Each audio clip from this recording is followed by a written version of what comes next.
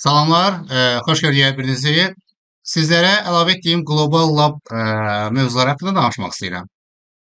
Hansı ki kursda mən Encore İnansı təlimdə əlavə olaraq mən bölümü açmışam. Burada Global Lab mövzusu var. 5 video yüklənib, 6-sı 7-8-də bura yüklənəcək.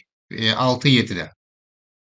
Və bu lab bundan ibarətdir. Bunun kimi labları mən artıracağam. Çünki mənim əsas məqsədim odur ki, siz əgər bu CCNP təlimini alırsınızsa, hər hansısa bir X şirkətə getdiyinizdə rahat şəkildə daxili strukturu anlaya biləsiniz. Yəni topologiya nədir, necə qurulub, niyə belədir, belə qurulubsa nələr olmalıdır, nələr var. Bunları bir-bir axtarmaqdansa, siz hansı ki bu lablar sayəsində, mənim quracağım bu lablar sayəsində, siz artıq şirkətlərə getdiyinizdə rahat şəkildə nəyin hansı cür şəkildə qurulduğunu öncədən təsəvvür edə və görə biləcəksiniz. Çox zamanda görəsiniz ki, birebir belə şəkildə eynidir. Və bu lablar dostlar qlobal bir lablardır. Yəni burada tək bir dənə şey etməmişik. Biz burada həm MPLS qurmuşuq. Sonra biz mərkəzdə burada Ether channel qurmuşuq. Layer 3 Ether channel, sonra Layer 2 Ether channel. Sonra yönləndirmə olaraq internetə çıxış üçün biz burada hansı ki firewall-dan gəlib çıxırıq, firewall cəhətdən filtrələmələr edirik. Bununla yanaşı hansı bulanları biz firewall-u ötürürük və ötürmürük. Bunun kimi security güvənlik tərəfindən nələr olmalıdır. Bununla yanaşı ISP1, ISP2 bizim providerlərimiz var. Bir də MPLS xəttimiz var. Okay, biz aktiv routerlarda, aktiv router və backup routerumuz var. Aktiv router o zaman kimi işləyir ki, bu halbuki vəziyyətdə aktiv olana kimi. ISP1 gedə bilər, problem deyil. ISP2 gedə bilər. Tamam. Yenə də sorğular, əgər ISP1-2 gedibsə, zaten 2 routerun ikisindən də əlaqəniz kəsilib. Bir də MPLS qalıb. MPLS ilə işləsəniz belə də, yenə də aktiv router 1 ilə işləyəsiniz. Ta ki, aktiv router 1 tam sıradan çıxandan sonra keçirsiniz 2-nin üzərinə. Başlayırsınız trafiklər hər şey 2-nin üzərinə işləməyə başlayır. Və bununla yanaşı biz ortada firewall, məsələn normalda firewallda biz nə etməliyik burada? Bu bizdə hansı ki DMVPN qurmuşduq altyapı olaraq təlimdə. Yəni bizim bu skoplarımızın hamısı DMVPN ilə bağlıdır bizim mərkəzə. Və mərkəzə gəlir networklər, biz mərkəz bu routerlarını firewall-a yönləndirib daxili bizim burada olan resurslardan yararlanmasını təmin edirik. Və buna yanaşı, aynən də bu mərkəz routerlarda aktiv ISP xətti, backup'ın təmin olunması, okay. Buna yanaşı firewall-a yönləndirmək. Çünki bizim həm default routumuz bura, həm default routumuz bura, həm də bir dənə default root bura yazmış oluruq. Bura yazdığımız 2 dənə default root, hansı ki burada olan bizim skoplar var. Atıram 1000 dənə, 5000 dənə skopumuz olacaq da burada bizim. Okay? Bunların hamısına bir-bir ya static root yazmalıyıq ki, VPN-i quraq deyə. Ya da ki, default root yazmalıyıq ona görə. Default root, bunun üzərində bir dənə default root var, 2 dənə var. Və bir də plus, internetə çıxmaq üçün bir dənə default rootda bizim Palo Alto'ya var. Və bu necə təmin olunur şirkətlərdə? Bundan bəhs edirik. Aynən bunda backup üçün də keçərlidir. Eynisi də backupdadır. Daha sonra, əgər aktiv provider bir gedərsə, bağlantılar aktiv olaraq həmən ISP2 üzərinə keçməsi. Firewall-un özünün də ISP1 gedərsə, o zaman internet çıxışı ISP2-nin üzərinə təmin etməsi. Bu kimi şeylərin hamısını biz bu dərsdə konfig etmiş oluruq. Aynən bununla yanaşı mərkəz skop cihazlarımızda da hansı ki bu 10.10/16 network'ünü öyrənirlər mərkəz cihazlardan. Okay, 2 dənə cihazdan, aktiv routerdan, backup routerdan. Bəs kimə gedəcəklər network üçün? Aktivə mi, backup router'a mı? Bunlar kimi özəlliklərin hamısını biz həyata keçiririk. Burada artıq bizim üçün əlavə olaraq nə istifadə etmişik? Protokol olaraq bizim altyapı MPLS qurmuşuq ki, MPLS xəttimiz olsun. 1. ISP1, ISP2 xəttlərimiz var. Əlavə. Daha sonra biz mərkəz cihazımızda hansı ki DMVPN qurmuşuq. Tamam, burada bizim cihazların hamısı DMVPN ilə mərkəzə bağlıdır. Tamam. Üzərindən IPsec tətbiq etmişik güvənlik üçün. MPLS-in də üzərindən IPsec tətbiq etmişik. Çünki MPLS bizə Layer 2 bağlantı verir. Tamam, bir nöqtədən bir nöqtəyə. Gəldik, burada IP verdik, burada IP verdik. Əla. Amma bu ISP üzərindən gedir axı. Bu məlumatı yenə biz şifrələməliyik. Bunun üçün.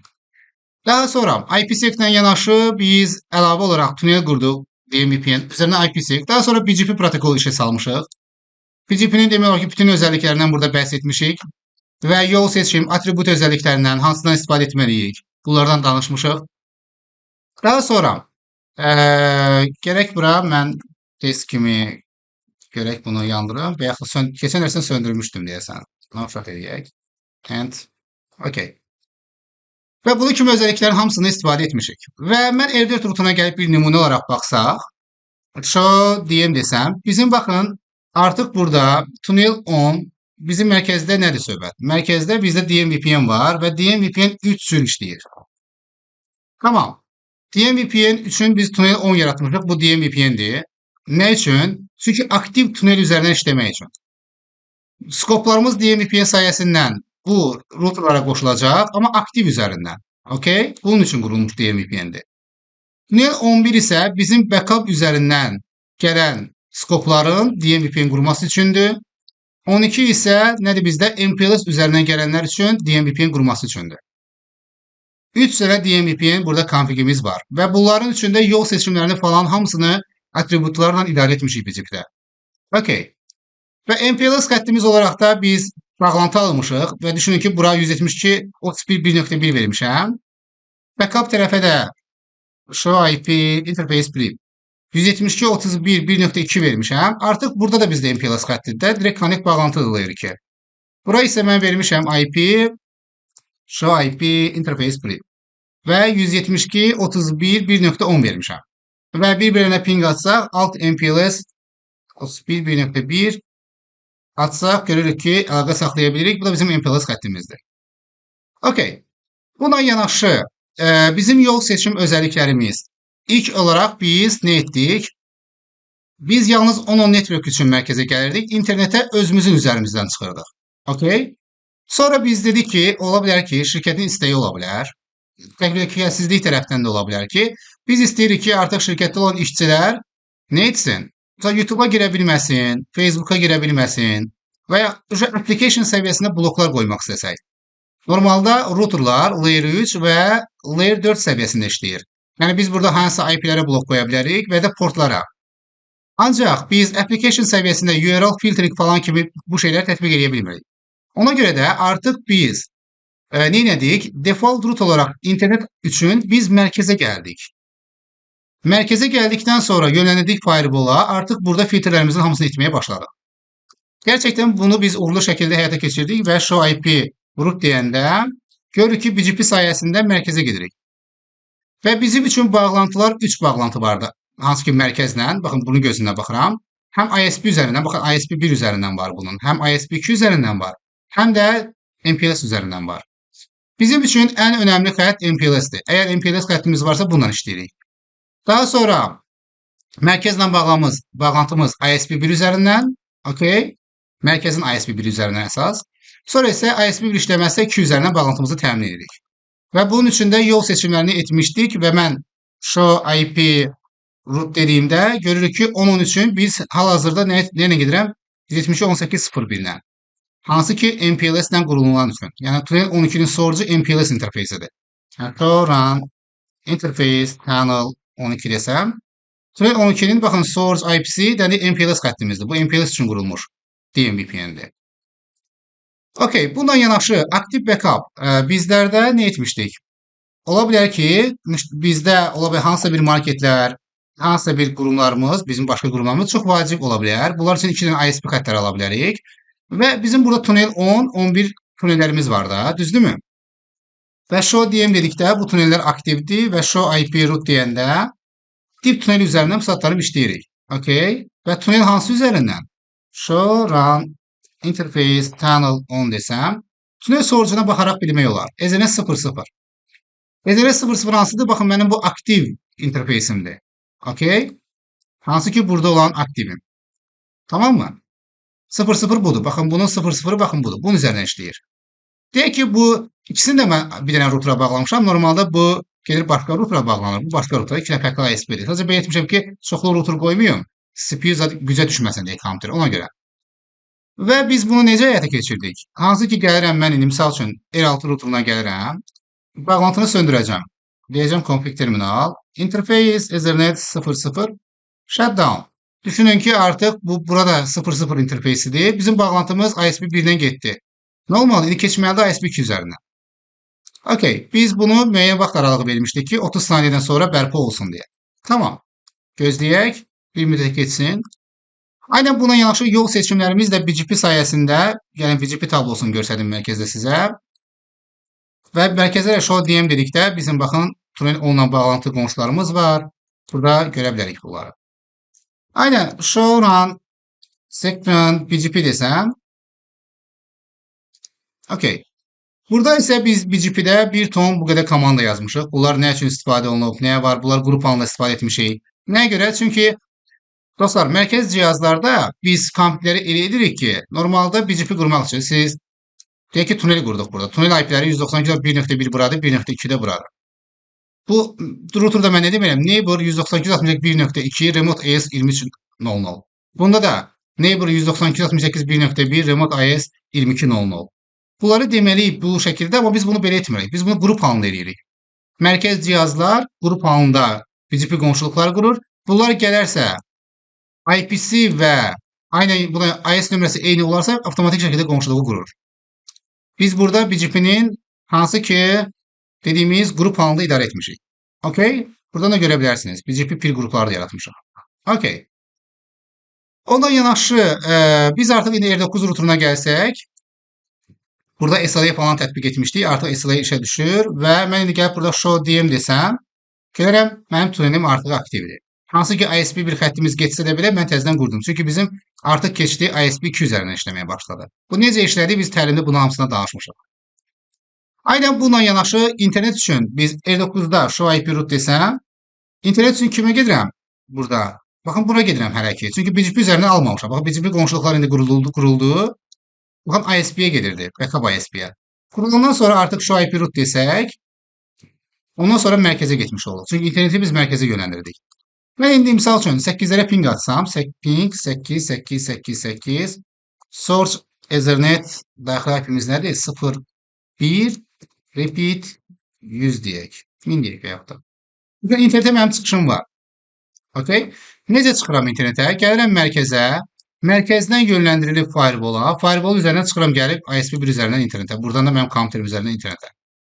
Okay? Bunun üçün firewall-a gələ bilərik. Və firewall-da da patch monitor tətbiq etmişik ISP1, ISP2 üçün. Yəni biz aktiv olaraq ISP1 istifadə edəcəyik. Metriki 10'du. Sonra backup olaraq da ISP2-nə. Okay. Gəlin indi firewall-da monitorluğa daxil olaraq baxaq. Görək bu internetə gəlib gerçəkdən buradan çıxır. Bu source IP-si nə idi bunun? 192.10.254 IP-si internetə gəlib bizdən çıxır. Bir dənə baxaq. Okay. Gözləyək. Biraz keçsin. Resurs çox aparır deyə. Biraz donmalar var. Okay. Gəl görək. Biraz gözləyək. Hə, loglar gəldi. Artıq biz baxsaq görərik ki, hansı ki source IP-si 192.10.254 IP-si gəlir bizdə. Nədən çıxır? Bizim 85.85 public IP 2 üzərindən çıxır. Tamam. Çünki biz burada public IP-lər ayırmışdıq. Bu ISP1 85.85.1 buydu, 85.85.2 buydu, 3 bu, 4 buydu. Backup neydi? 86.86 1 buydu, 2 buydu, 3 buydu, 4 beləsinə vermişdik. Okay? Əla. Və biz firewall-lara görürük ki, gerçəkdən gəlir sorğu bizə. Pingdir bu, 8-lərə ping atılıb. Source IP budur. Okay, destination IP 8-lərdir. Və destination IP budur.